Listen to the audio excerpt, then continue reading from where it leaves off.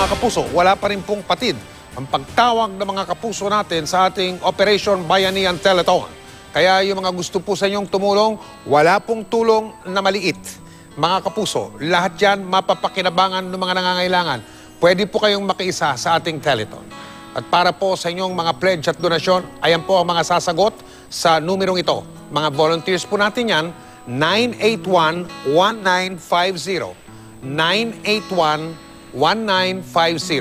Sa pinakahuling tala, nakakalikom na po tayo ng mga perang idinonate o iniambag na umaabot na po sa 27,173,476 na piso at 33 sentimo. Pati mga bata pala sa Pilipinas, ayun, no? Ang iba pa namang mga donasyon bukod sa pera ay nagkakahalaga ng 276,746 na piso at 30 sentimo.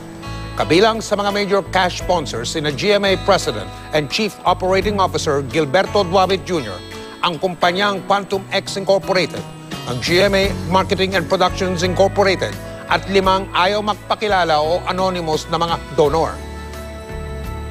Marami po ngayong biktima ng bagyo ang nangangailangan ng iba't ibang mga gamit, pagkain at gamot.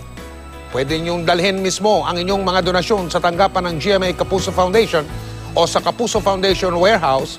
Pwede rin po kayong magdeposito sa mga bank account ng GMA Kapuso Foundation. O kahit sa anumang sangay ng Cebuana Luwalier, wala pong service fee na ibabawas sa inyong donasyon at tax deductible pa yon ito.